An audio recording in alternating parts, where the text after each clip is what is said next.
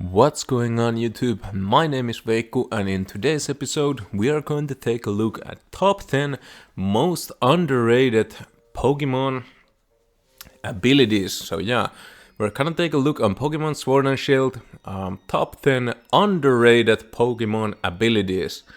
Now we're not looking at the best abilities, the worst abilities, but underrated Pokemon abilities, and we're going to talk about some reasons why it might be a little bit underrated. It might depend on the Pokemon or the teams that are really popular right now or other variable things. But yeah, this is going to be top 10 underrated Pokemon abilities. Let's go ahead and start. I have a bunch of random Pokemon here, and some of you guys might have already guessed some of the abilities we're about to do. But at number 10, I think we have a I had to include this ability, and the ability is Illusion. Yeah, it's a really cool ability, and if you guys don't know what the Illusion does,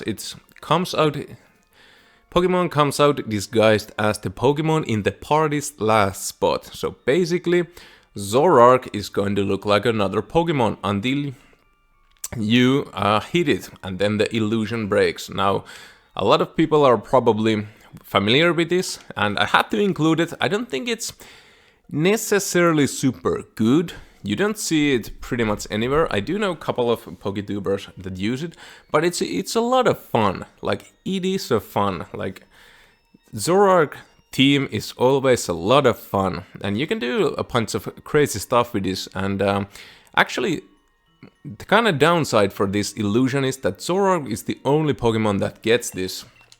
We're gonna move it here from the list. So this is at top number 10. Maybe, but Zoroark is a good Pokemon. It has good speed, very good attack and special attack. It's not that bulky, but pure Dark type is it's actually really good typing, and I see a lot of usage for it. And you can disguise it for some different. You can disguise it as a fighting type, so you don't get psychic attacks or something like that. And it has a very high speed and attack stats, so and special attacks, so you can get people off guard with it. And by the way, if you agree or disagree at any point, please feel free to comment down below. I am all about the discussion. We can discuss about it. And I really do appreciate it. That's why I made this video. If you guys feel like it, discuss it. Maybe I'm wrong, maybe I'm correct, who knows? Let me know on the comments below. Now at number 9, we have an ability called Inner Focus. Now Inner Focus is an ability, makes it so that the Pokemon intensely focused, and that protects the Pokemon from flinching. Basically what this means, well, you can get flinch from rock slides and stuff like that. But maybe the best way to use it, it's you cannot, opponent can't use Fake Out for you. Now, I have some Pokemon here. These are probably, well, Mienshao is pretty good, but I don't know if you use Inner Focus a lot on Oranguru or Golbat, but you can Fake Out an Oranguru when it has Inner Focus, and it can go for those. Let's move then here. It can go for those Trick Rooms a little bit easier. Now, Inner Focus is probably most known from Sneasel. Sneasel gets Inner Focus, and you can make Sneasel really fast, and you can go for Surfs to proc Weakness Policy and Colossals, or Sneasel also gets Ice Shard, which is a priority ice move, so you can't Fake Out Sneasel, and Sneasel can proc Weakness Policies in the very beginning of the game. I feel like it's a really good ability, but you don't see it too much. You don't see Grobat, you don't see Oranguru really much, you don't see even Mienshao.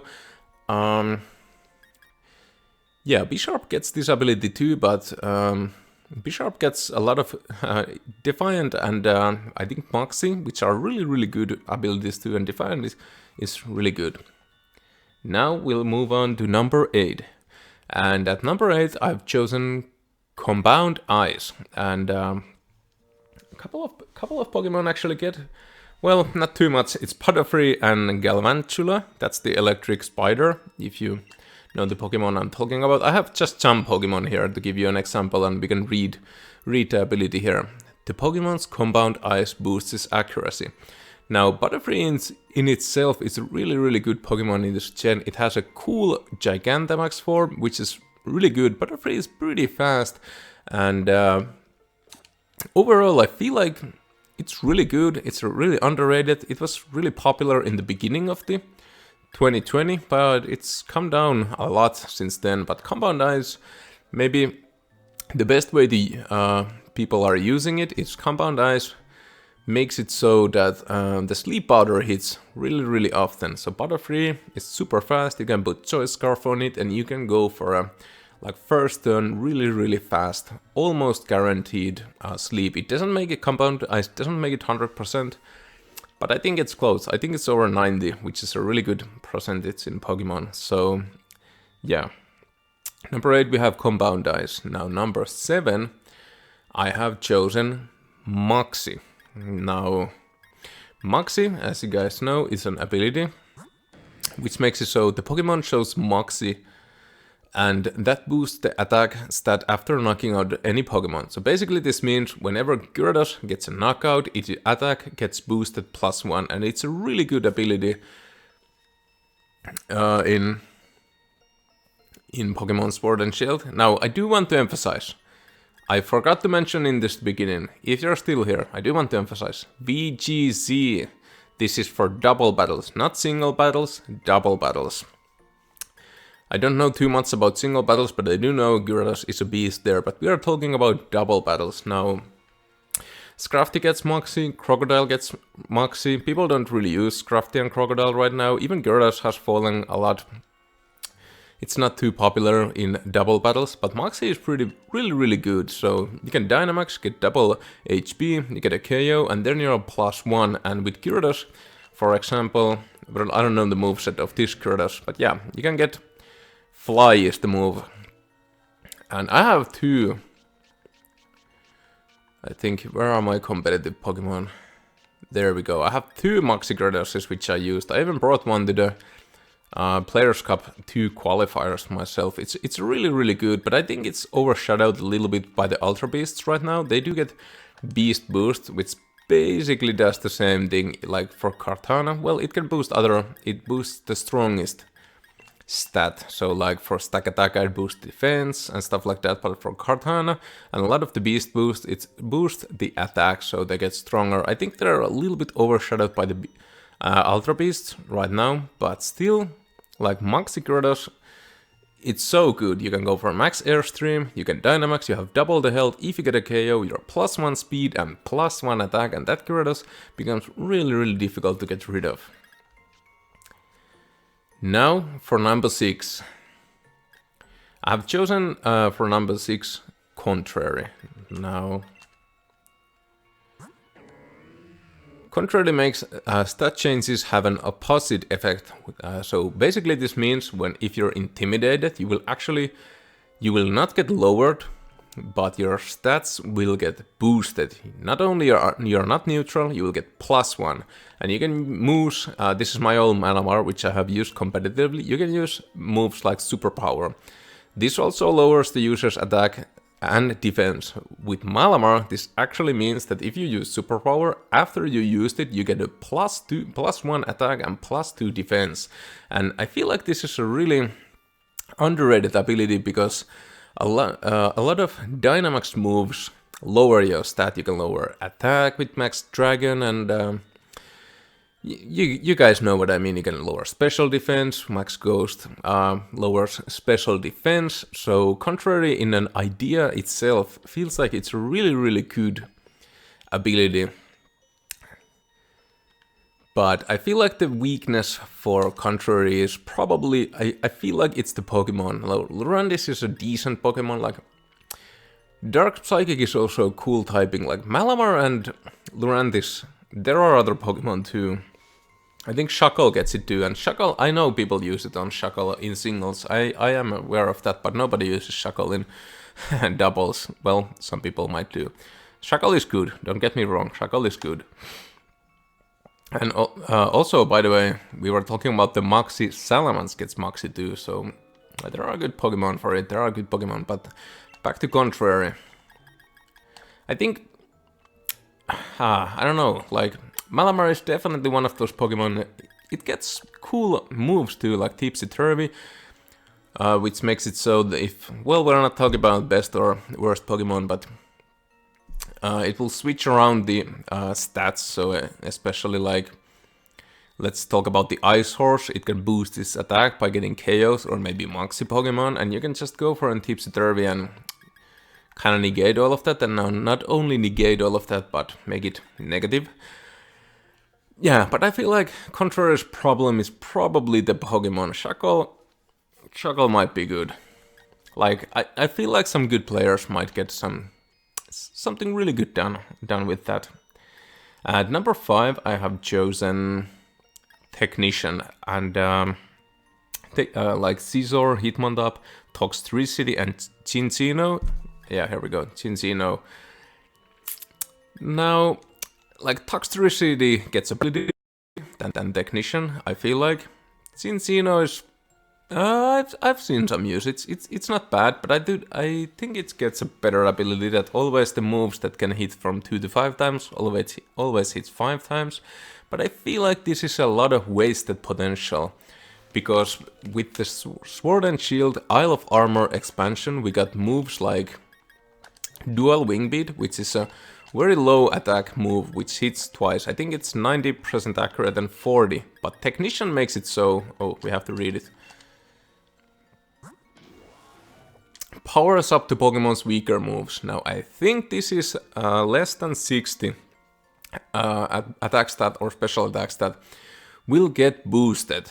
So this means something like Scizor gets access to Bullet Punch, which is really useful, and people use it a lot in singles. I know Scizor is very good Pokemon. I don't know why we're not seeing too much. Well, this is not the moveset you wanna use, but basically like Fury Cutter would be boosted, and I really want to go back to the Isle of Armor. Like Dual Wing Beat, you hit twice and both of them are boosted. Now also you get Triple Axial, which can hit 3 times. Now with the same type attack bonus, and with Technician you can hit 3 times, and then I think that's a lot of damage. I think people underestimate how much damage that is, and Scizor gets access to Dual Wing Beat.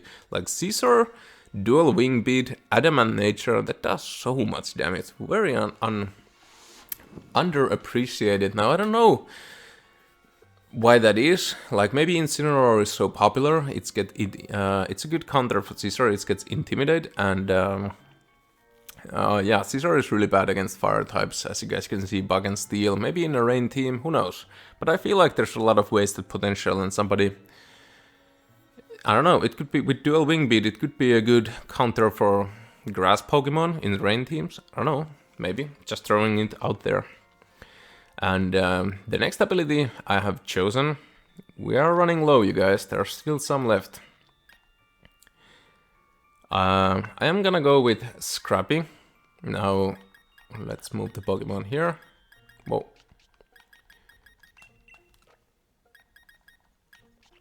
Also, if you have watched this far, I really do appreciate it. I know this video is a little bit all over the place, and I'm trying to make the best quality. I have really put a lot of thought behind this. I don't know if it shows, but I really have. I have a full list. I have... there's so much I want to talk about this, but I don't want to make the video too long. But yeah, Scrappy. The Pokemon can hit Coast type Pokemon with normal and fighting type moves. Now, you don't normally want to hit Coast types with fighting types, I know.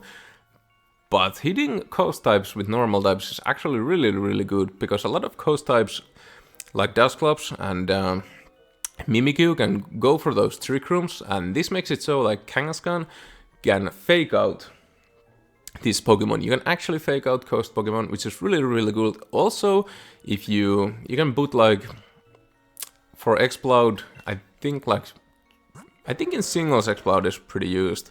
You can put like Choice Specs on this and go for something really powerful, and they kind of can't switch in to those Coast types, which is normally a little bit of a weakness if you try to go for a Max Strike or something like that. It's easy to play around it, and Normal in typing is, in my opinion, very underappreciated. Normal only has one weakness, which is fighting. It's not very effective against a couple of the types, but in overall, I think it's really underappreciated. Normal is really good, like, quote me on that. Normal is a good typing. Now, the weakness for Scrappy is, I think, it's Kangaskhan, Explode, Stoutland, Surfets. Like, Stoutland and Surfets are good Pokemon too. I know Surfets is used on singles, but Stoutland with Sandrust, and it can lower the opponent's speed. That's really important. People use a lot of Max Airstream, but with Max Strike you can also lower the speed and get speed control. And as you guys know, speed control is one of the most important thing in Sword and Shield ranked double battles. So really good, I don't know. Like, you could argue Stoutland is not that good and Surfets is not that good. We are talking about VGC, Explode is not that good, and Kangaskhan without it Mega Evolution is not that good. Maybe that is the reason why Scrappy is not used that much. Now for number 3.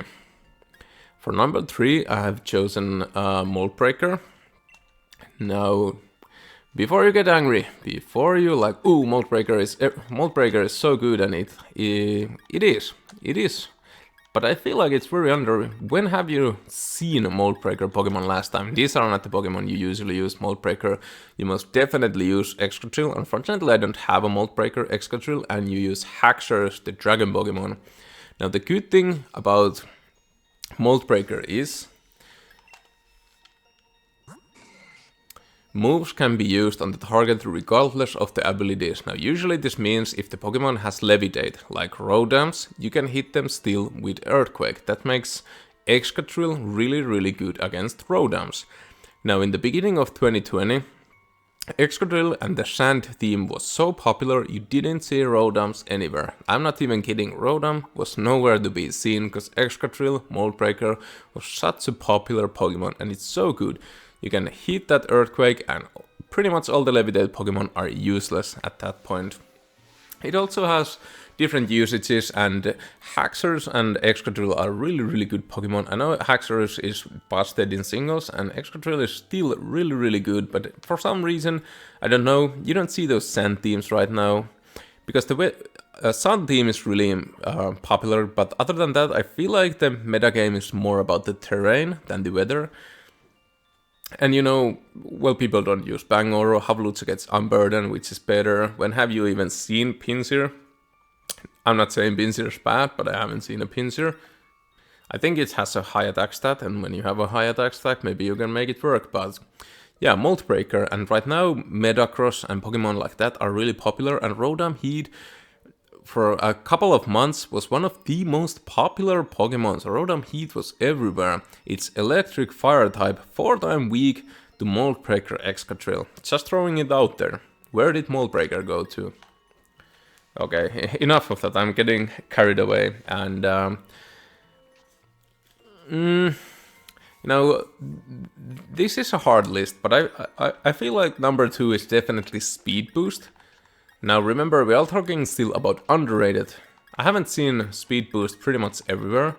Now, Sharpedo, Ninjask, and also Blaziken, which I actually used the Speed Boost Blaziken on previous one of my recent videos, and like Blaziken's good, but it was a hard time. It was a hard Pokemon and to use. Ninjask, I think some skilled players are really good with. And Sharpedo is a definition of a class cannon. It has poor defense, poor special defense, poor HP. It's got, I think, decent special attack, and it's really fast. Now, you could use like a Destiny Bond Sharpedo or something like that, but you can't Destiny Bond Dynamax Pokemons, which really is not good for Sharpedo, but I think Speed Boost is still very underappreciated. Like, when have you been in a situation, you have a Charizard, they have a Cinderace, you both are gonna go for a, you're like hoping when you're a Charizard player, please go something else than a Max Airstream. You can go for a Max Airstream into Cinderace, and you don't knock it out, but that next turn you're going to be faster. There's a lot of Dynamax situations, you both are trying to be the faster Pokemon to... You don't get a 1-hit KO, but you get a 2-hit KO, and Whichever is the faster in the second turn gets the KO and gets the speed boost and probably still has their Dynamax Pokemon. You guys know what I'm talking about? So with speed boost like Blaziken, you could late game protect, and when you protect, they actually can't hit you, obviously. Well, Urshifu can, but Urshifu is busted. But then you would get a speed boost, you would be faster, and then you could go and try to win the game. And you could also, in the beginning, like max guard, make yourself, well, it is a waste of max turn, probably, but you could increase your speed behind protect or max guard, which I feel like is very underappreciated. Speed is once again so important. Let me know if you're still here. I really do appreciate it, and I'm really looking for those analytic stats on YouTube, and I'm trying to make the best content. But now, number one, of course, Grimmsnarl. Well, I spoiled it. Grimmsnarl gets Frisk, Prankster, and Pickpocket. Prankster is obviously busted. Everybody's using Prankster, that's why it's not underrated. But Pickpocket, I think, is one of the most underrated ability. Pickpocket steals an item from an attacker that made direct contact. Now, Grimmsnarl gets this, Weavile gets this, Sneasel gets this, Barbuckle, I don't know how to pronounce that, that Water Rock, which nobody uses, can get this. Now, basically this means if you don't have the item when you're hitting, you will get the item from your opponent. Now, there's a couple of ways to use this. A really popular way to use this is have a weakness policy Grimmsnarl and a life orb Pokemon next to it. When the life orb Pokemon hits with a super effective move against Grimmsnarl, Grimmsnarl gets +2 attack and special attack boost from the weakness policy. Now, it doesn't have an item anymore, and once they make a contact, the life orb will also transfer into the Pickpocket Pokemon, making it so you have a Pokemon on the field which is +2 attack and special attack, and now you have also transferred a life orb. Imagine that from in one turn, weakness policy and life orb from one Pokemon. Like even like Grimmsnarl has 120, I think, the attack power. That's a lot of damage. That's a lot of damage. But I feel like the really underappreciated version of Pickpocket is like Grimmsnarl and Weavile and also Sneasel. Well, Sneasel was maybe a little bit more about the inner focus in the inner focus discussion, but like Grimmsnarl and Weavile gets access to Fake Out. It's a priority move. Weavile is pretty much the fastest Fake Out user in the game. Now imagine you can with priority move an item up from your Pokemon. Now, I'm not saying this is the best ability, but I'm saying it's the most underrated in my opinion. You can, like, let's talk about the Ice Horse. It almost always has some life orb or weakness policy. They wanna go for the weakness policy and then get the knockouts. You can use a Fake Out, even if it Dynamaxes, well, you don't get the flinch, but you get the weakness policy out of that Pokemon. Like, some teams and some Pokemon are really reliant on their items, so having a priority move to take away their items, I think can really affect on the board position and make it so that those teams that are really relying on Trick Room, weakness policy, and then sweep, you can really try to disturb that. But that's going to be my list. Hope you guys enjoyed. Please let me know on the below and leave a like if you like this video, because I have a couple of underappreciated top 10 lists in my mind in Pokemon, like which I want to do, like top 10 underappreciated Pokemon, underappreciated moves. Like, these are the type of things I think on my spare time. I don't know what's wrong with me, but yeah. Hope you guys enjoyed. Please let me know in the comments below. Am I wrong? Am I correct? You know, let's talk about this. But thank you for watching, and see you next time. Have a wonderful rest of the day.